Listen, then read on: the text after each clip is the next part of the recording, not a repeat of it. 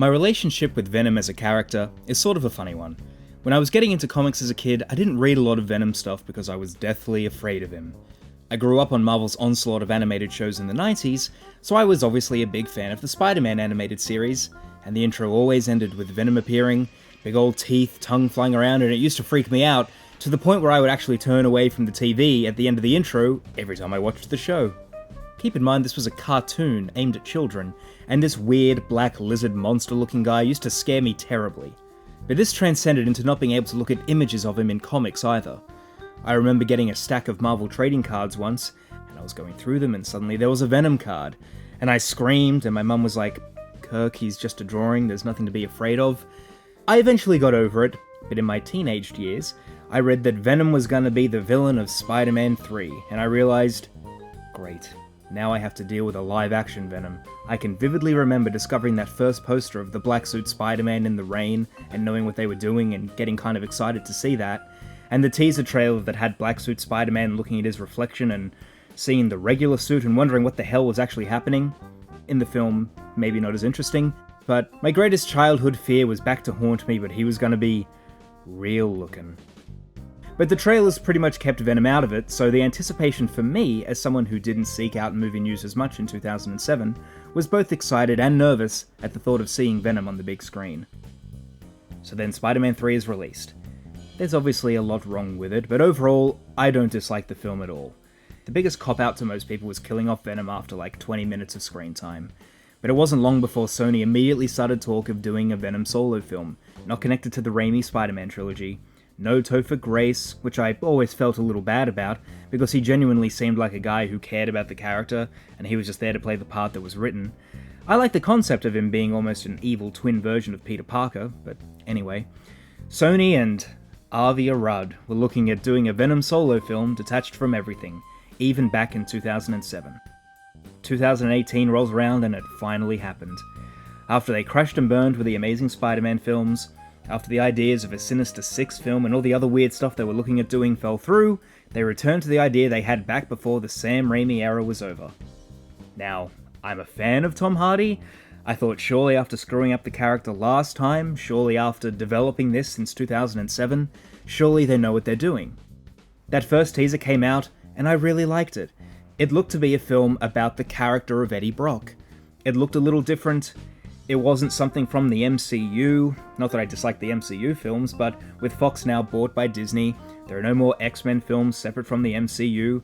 I mean, I like the idea of getting a film like Logan again, but that's likely not going to happen under the MCU umbrella.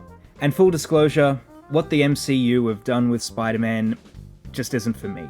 So I wanted Venom to succeed, but people generally didn't like that teaser. It didn't show Venom. I didn't care, I was happy to keep his appearance a secret, kinda like what they did with the marketing of Spider-Man 3. Then the second trailer comes out, they show him at the end, everybody freaks out at how good he looks, and the trailer gets more views on YouTube than any other Spider-Man film's trailer. That was fun and all, but the thing that I liked about it was how it was showing Tom Hardy's Eddie Brock as this douchey New York reporter. It was showing other things that I was interested in, like Eddie trying to reason with the symbiote. I was pretty hopeful. Then the third trailer came out and I was less excited. It did that trailer pet peeve of mine where they pieced together dialogue to make it sound like a regular sentence when it clearly wasn't to begin with. I'm Eddie Brock. I'm a reporter. I always seem to find myself Questioning something the government may not be looking at. I found something really bad. Plus, I thought they showed way too much. I didn't need to see another symbiote monster. They had Venom say, like a bird in the wind. But that trailer did have some things that I liked. Weaponizing the symbiote is something from the comics that I've always liked the idea of. Venom licking that guy's face was straight out of my nightmares, and no, that's sadly not a joke. It's kind of interesting to me, though, how the marketing of the film shifted.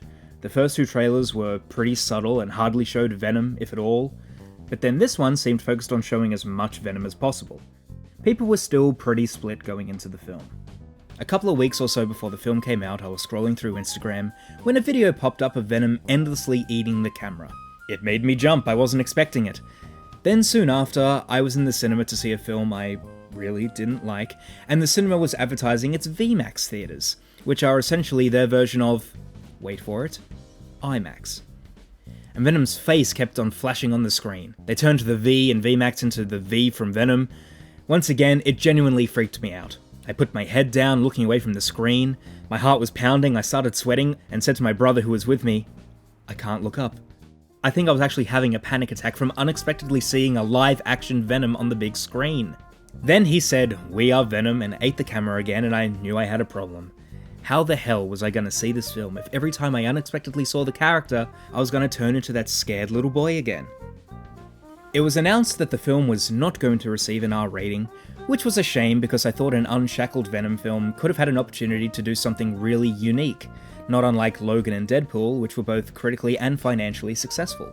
But in the end, everyone discovered Venom through comics or cartoons or whatever. They were also not rated R, so realistically they should be able to tell a good Venom story with a PG-13 rating. But then, what appeared to be the kiss of death happened. Venom's Rotten Tomatoes score was revealed. It obviously fluctuated over the week of its release, but boy oh boy was it not what you'd want to see if you were looking forward to this film. So Venom is finally released. Weird marketing at the end, bad Rotten Tomatoes score. I went in skeptical for sure. Well, I honestly can't say I like the movie. I don't know what to say. I feel like everything has already been said, except for maybe this.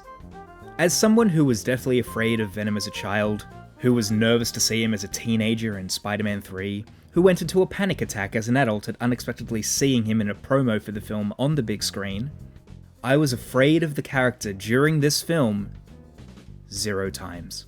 If anything, I feel like this film cured whatever phobia of the character was left in me. Whether it was lines like, My legs were broken, now they're not broken. or, Hey, I'm sorry about Venom. or, On my planet, I am kind of a loser, like you. or Tom Hardy sitting in a lobster tank. I don't know, I think the overall silliness of the film kinda killed whatever aura the character had over me. There's one sequence in the film I did really like, and that's where Venom fought the SWAT team. It features a Wilhelm scream that's so loud that I'm pretty sure the director lost a bet.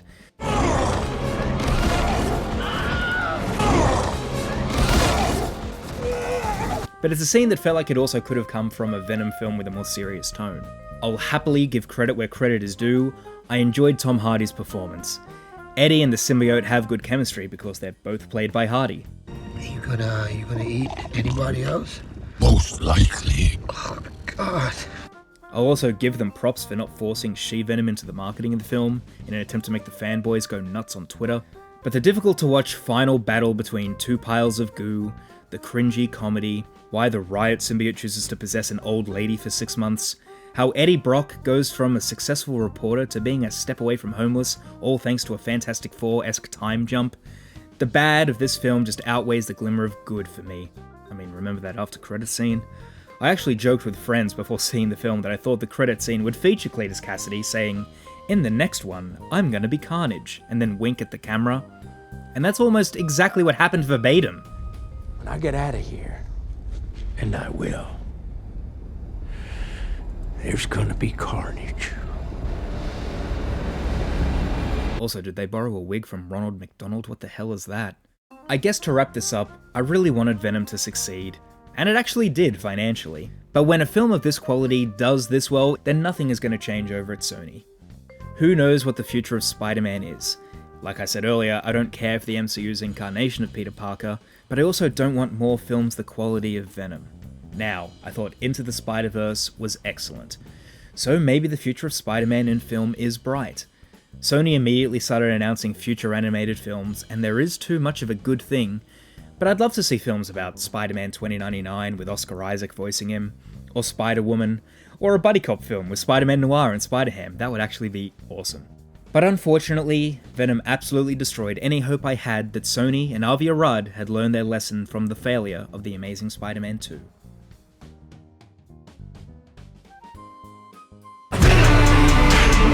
I got that adrenaline, venom, not knowing when I'm never gonna slow up in 'em.